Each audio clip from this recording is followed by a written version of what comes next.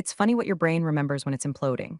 For me, it was the click of the beige HR office's thermostat, a useless plastic disc on the wall that hadn't worked since 2014, much like the woman sitting across from me, blinking in fake concern. Effective immediately, she said, sliding an envelope across the table like it was a cease and desist instead of a final paycheck. I didn't open it, didn't need to. I'd been with the company 15 years. I knew the severance policy better than she knew her own lunch order. Per the CFO's request, she added, like that wasn't code for he didn't have the spine to look you in the eye. That man used to call me mission critical when we needed investor trust to cover his budget bloopers.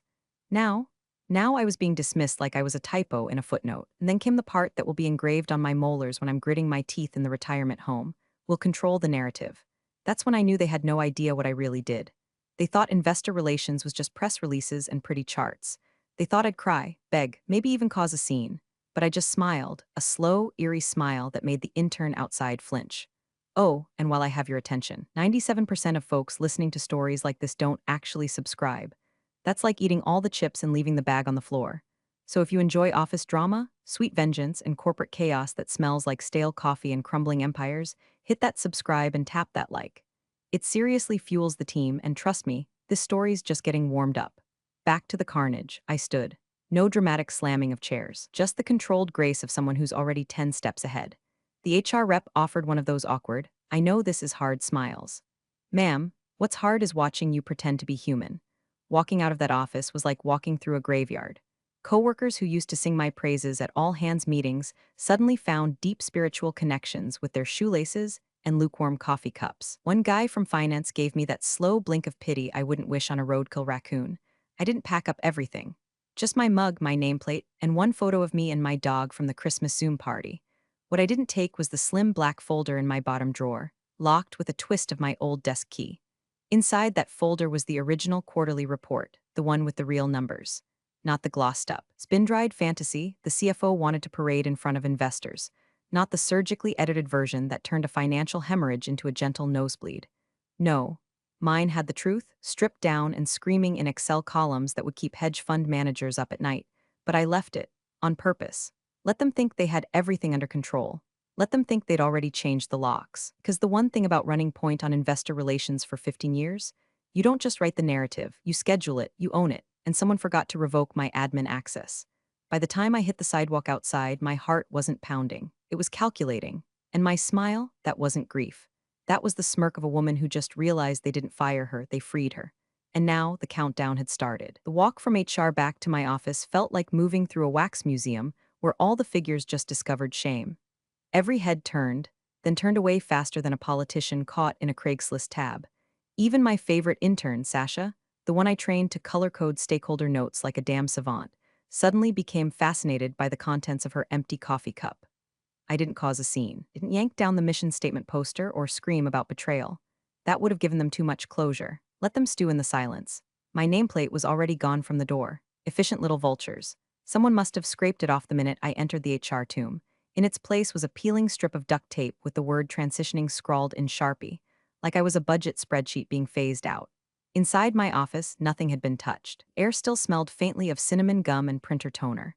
My inbox was open, still blinking from this morning's urgent, final review of Q3 draft. I guess no one told IT yet, or maybe they assumed I'd go quietly and promptly, like a good little relic. I picked up the few things that actually mattered. The mug with the chip that looked like Ohio. The paperweight shaped like a sinking ship, a gift from my old boss with more foresight than he knew. The framed screenshot of that one earnings call where I made a Morgan Stanley analyst audibly gasp. It wasn't much, but it was mine.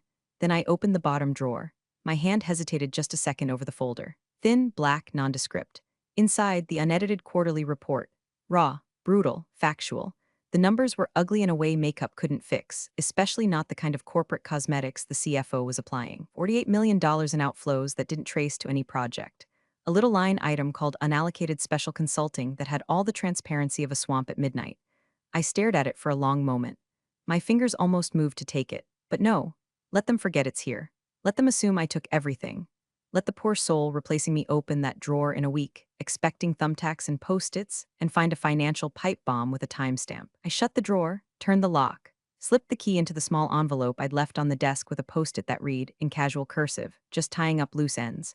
The hallway on the way out felt longer than usual. like the walls had grown ears, eager to listen but too cowardly to speak. A few coworkers looked up from their screens with that strained, teeth-clenched sympathy, the kind people save for funerals and canceled potlucks. Someone tried to say, "If there's anything I can," I raised one eyebrow and kept walking. "No, Brenda, there's nothing you can do. You already liked the CFO's LinkedIn announcement." I passed the wall where my name used to hang next to the annual investor meeting awards. The plaques were still there, but I'd bet anything the new CFO was already planning to rename them Team Achievements or some other buzzword bullshit. As I pushed the elevator button, I caught my reflection in the glass. Not sad, not broken, just still, like a lake right before the storm hits and all the fish start swimming sideways. I didn't feel rage, not yet. That would come later, maybe when they started scrambling. For now, I just felt cold, not in the cruel way, in the clear way. Ice knows where it's going, and I was going home, to finish what they started. Home was quiet, except for the dull hum of the fridge and the low whine of my neighbor's leaf blower chewing the air like it had a grudge against foliage. I set my things on the kitchen counter, dropped my bag by the dog bowl, and poured a glass of wine that was 70% spite and 30% Merlot. Then I opened the laptop. Old, scratched, stickers half peeled, but reliable like me. I booted up the Investor Comms portal, half expecting a 403 access denied screen to greet me like a slap. But nope, there it was, the familiar login page, the same garish teal banner, and my name still sitting pretty in the admin corner like nothing happened. Idiots. I guess the new fresh face was too busy uploading boomerangs of her office chair to remember she wasn't the one who built this system from scratch. I didn't just write the messages, I wrote the scheduling protocols, the access layers, update dependencies. Their shiny new puppet had no idea she was standing on a trapdoor I installed during fiscal year 2012. Once inside, I found it. The quarterly draft version 5.6b sitting smugly in the approval queue, approved by CFO, pending final push. I clicked it open and felt my jaw clench. I've seen more truth in a used car listing. Revenue was steady, expenses managed through proactive initiatives. And as for that $48M in slush-shaped nonsense, not a single mention. Just a footnote about seasonal variances and anticipated consultant partnerships. That's the kind of language that gets printed on a balloon before it explodes. No timestamps, no sources, just euphemisms wrapped in corporate cotton candy. I closed the file without saving and navigated to the backups, the real backups, versions I quietly maintained outside of their performative editing cycles. Because unlike the CFO's pet PR clone, I knew that numbers are sacred. If you twist them too far, they snap back with teeth. I opened my own report, version 4.2R, R for real, finalized 24 hours before my firing. Full ledger breakdown, consultant costs listed down to the cent, project codes, invoice references, a 3-paragraph summary of the $48,137,026.14 in miscellaneous outflows that had no justification on record but plenty of fingerprints, mostly from the CFO's office. I read through it one last time, as carefully as a bomb tech checking the red wire. Then I uploaded it. No edits, no disclaimers, just facts. And when the confirmation screen blinked up, I scrolled down to schedule release. The investor call was at 9 o'clock a.m. sharp, like always, so I set the post to go live at 8:59 a.m., 1 minute before the spin room could get their pants on, 1 minute before anyone could intercept the truth. 1 minute of silence followed by a very public, very irreversible bang. I hit confirm. System responded, scheduled, there it was. Quiet, simple, dangerous. The raw numbers were now locked and loaded, destined for every inbox from BlackRock to Henderson Equity to that aggressive Canadian firm that always asked the rudest questions. No alarms sounded. No revoke notice hit my inbox. IT must have still been sipping cold brew and thinking I was gone quietly into that good night. I closed the laptop, took a sip of my wine, let it coat my tongue like victory. Because here's the thing, they thought they'd erased me from the story, but I was still writing the ending. The hours after scheduling the drop felt like waiting for a thunderclap that only I could hear on the horizon. I didn't pace, didn't refresh every 5 seconds like I was tracking a pizza delivery. No, I waited like someone who already knew the pizza place was on fire and just wanted to see when the smoke hit the sky. The system never kicked me out, not once. No access expired. No unauthorized login attempt. The silence from IT was almost romantic. These were the same guys who used to brag about zero-day threats and how they could detect anomalies instantly. Apparently, a former employee with admin privileges scheduling a public financial disclosure wasn't anomalous enough for their alert filters. That told me everything I needed to know. They didn't understand what I'd done. They hadn't even looked. I made dinner, nothing fancy, just chicken and rice and enough garlic to ward off both vampires and guilt. Took the dog for a walk. Let her sniff every mailbox like we weren't about to set fire to a 7-figure lie. When I got home, I poured another glass of wine and opened LinkedIn. That's when the notification hit. A ping, cheerful and oblivious, new hire just posted for the first time in a while. I clicked it, already guessing what I'd find. Her profile picture was the kind of filtered glow that screams first job confidence and SPF 50 optimism. And there it was. Her caption, beneath a boomerang of her smiling at the investor call prep table like a smug intern at a bake sale. So excited to join the team as we gear up for our biggest quarter yet. Feeling incredibly grateful to be stepping into this amazing opportunity. Red chart, hash new chapter, hash IR life. I nearly spit my wine. Amazing opportunity? Baby girl, you're standing in the middle of a field full of landmines with a selfie stick. You don't even know where the field begins. Her post had likes already. People congratulating her. Former classmates tagging her with "Yes, girl," and "Can't wait to watch you slay." I'd seen this dance 1,000 times, but it still got under my skin like glitter in your bedsheets, not because she got the job. I'd made peace with the knife in my back. Hell, I could give you the model number.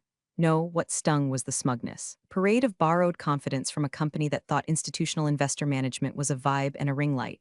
What they'd forgotten or never knew was that I didn't get this job by being likable. I kept it by being undeniable, by knowing what numbers could do when you stripped them of fluff and delivered them cold. I clicked back over to the portal, still active, still quiet. The numbers were sleeping for now, but come morning they'd scream. I closed the browser. Let the silence wrap around me like a weighted blanket made of petty satisfaction. Across the city, I imagined the CFO preening for tomorrow's call, maybe rehearsing buzzwords like momentum and strategic alignment in front of a mirror. He probably thought he'd won. Thought he buried me under some HR line about restructuring for agility. They really believed the story was theirs to tell. But tomorrow, the story would start with numbers, mine, and it would end with silence. The kind that breaks careers. I woke before the alarm, didn't need it, my body knew what day it was. Investor call mornings always carried a certain charge, like the air right before lightning strikes, but this one was different. No blazer, no badge, no parking garage full of Teslas and lies. Just me, barefoot in an oversized hoodie, standing in the kitchen with the kind of focus that only comes after betrayal sharpens your senses like a whetstone. I poured coffee. Black, no sugar, let it sting. My laptop came to life with a quiet hum, its screen flickering into the investor portal dashboard, still logged in. Still mine. Somewhere in the company's fortress of beige cubicles, the new girl was probably using her lunch break to find the semicolon key. But I didn't care about her anymore. I cared about the numbers. I opened the system report. There it was, time-stamped, irreversible, delicious, 8:59 a.m., distribution triggered, and just beneath it, opened by 37 institutional recipients. Goldman Sachs, Fidelity, Vanguard, even the cranky guy from Aberdeen Global whose email always had too many exclamation points. They had it. They were reading it right now. Page 1 of the report hit like a frying pan. $48,137,026.14 in untagged outflows. Page 2, line items that hadn't been scrubbed or softened. Page 3, the source data log with trailing notes that led like a neon breadcrumb trail straight to the CFO's door. And that was just the first few pages. There were 42 in total. I took a slow breath. My heart wasn't racing. It was steady, focused, like a sniper's finger on the trigger after the rifle's already aligned. This wasn't sabotage. This was clarity. This was what happens when you tell someone will control the narrative, and forget that for the last 15 years, she wrote the damn narrative. Built it, maintained it, tested every word for impact before feeding it into the mouths of overpaid executives who couldn't spell fiduciary without a slide deck. And now they were naked in front of the very people they needed most. No spin, no soft lighting. Just raw, ugly truth delivered with the surgical precision of someone who knew exactly how much pain each decimal would inflict. I didn't smile. This wasn't about gloating. This was about gravity finally doing what it always promised to do, pull liars down. I sat back in my chair, sipping coffee that had gone cold, watching the open rate tick up. 37 became 42. Someone in Boston had already clicked through to the appendix. Another user from a West Coast hedge fund had downloaded the full PDF. Twice. I imagined the CFO, still in hair and makeup for the Zoom call, prepping his little transformation quarter monologue while the ground quietly gave way beneath him. The trap was set, and I wasn't going to move a muscle. 9 o'clock a.m. sharp. The call began, well, technically. The screen flickered to life. The same sterile investor briefing background I'd seen 1,000 times, complete with the company logo hovering in the upper right corner like a smug watermark of failure. The participant list populated with familiar names, private equity firms, institutional giants, a few nosy analysts who lived for drama and dividend forecasts. But this time, there was no banter. No good to see you, Jim, or how's Palm Beach, Marcy. Just silence. Heavy, wet silence, the kind you feel in your throat like humidity before a tornado. I kept my mic muted, camera off, face blank. Usually these things opened with the CEO's perfunctory thanks followed by the CFO launching into the report, his voice all confidence and buzzword salad. Synergies, operational agility, shareholder value. I once heard him describe a $10 million screw-up as a temporary misalignment of forecast cadence. Man had a gift for vomiting glitter. But today, he wasn't there. His name was on the call list. His little gray bubble sat at the top. But he hadn't spoken. Not a breath, not a clearing of the throat, not even one of those fake chuckles he used when prepping a weak earnings season like it was a stand-up routine. 3 full minutes passed with nothing but the occasional shuffle of someone adjusting their mic. Then another voice, one of the sharper analysts from Bridgewater, unmuted, voice dry and unimpressed. Will we be hearing from the CFO, or should we start submitting written questions now? Another voice chimed in, this one clipped, British, probably from the London office of one of the banks. We've reviewed the published results. Some of the disclosures are unclear. Is clarification coming? Still no reply. The moderator, poor Carol from IR, who once cried in a stairwell over a mislabeled chart axis, tried to step in. Thank you everyone for joining. We're just waiting on the CFO to connect his audio. One moment, liar. The CFO was connected. I could see him on the participant list. He was just frozen, maybe staring at the same numbers they were, watching his perfectly curated illusion unravel like a badly knitted sweater. Every line item a thread yanked loose by people whose entire job was to sniff out inconsistencies and quietly call their brokers. Someone rustled papers. Someone else coughed. Still no opening remarks. I sat at my kitchen table, completely still, coffee cup half lifted, heart rate like a metronome. Not slow, not fast. Just present. This was the breath before the scream. The charged stillness before a dam breaks and swallows the valley. I glanced again at the participant count, 116 and climbing.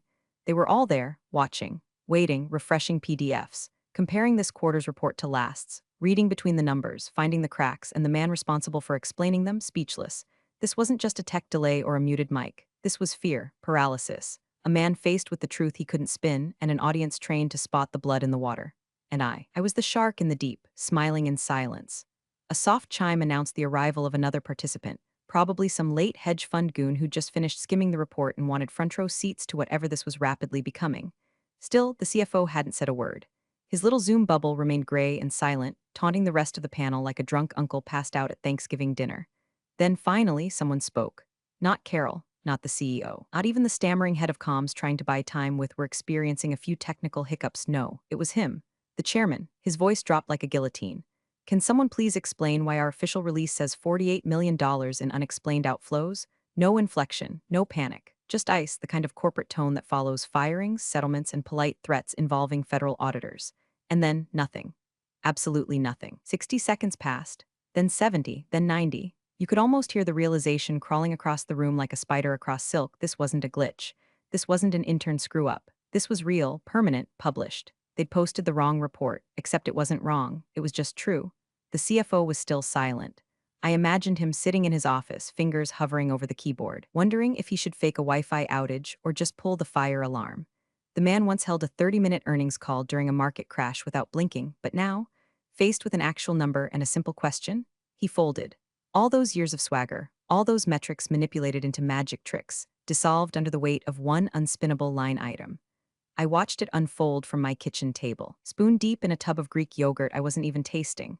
And I smiled. Not a smug grin, not an evil laugh, just a soft, private curve of the lips, the kind you give when the universe finally catches up with the people who think they're smarter than gravity. They thought I was disposable. They thought I'd walk away and let them rewrite the ending.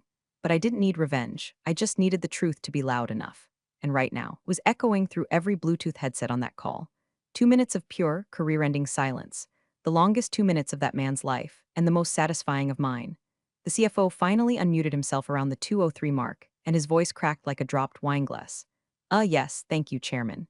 That particular line item refers to transitional consultant costs and, deferred initiatives associated with legacy systems integration. Jesus, even he didn't believe what he was saying.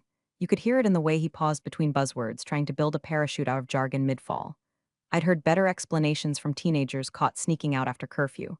And the investors, they pounced. Which systems exactly? Someone from JP Morgan snapped. Was this disclosed in the previous quarter's guidance? Asked the guy from CalPERS, voice tight with suspicion. Why are these consultants unnamed in the appendix? Came a calm, slow drawl from a firm in Austin that once pulled out of a merger over a misplaced semicolon. The CFO tried to volley back with filler. We're confident in our strategic direction, and these figures reflect a forward-looking investment, but the energy had shifted. No one was buying it. No one was playing nice.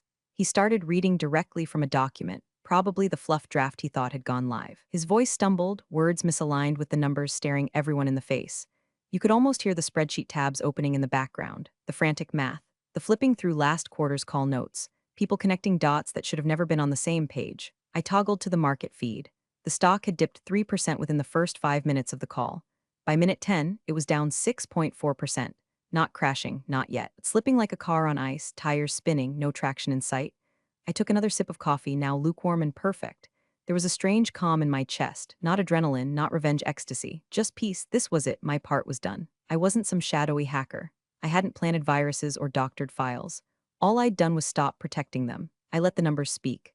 I gave the truth its moment, and now it was burning down their stage. Let them scramble. Let them circle back and clarify their position and call emergency PR firms before the market closed. None of it mattered, because it was already in the bloodstream now, the fear, the distrust, the sickening realization that the person who made them look trustworthy was gone, and the person in her place was tweeting gifs and praying for do-over. And me? I wasn't angry anymore, I was done. No press interviews, no LinkedIn posts, no cryptic tweets. Didn't need a spotlight, I had the receipts. The unraveling had begun, and I was already somewhere else watching the thread snap.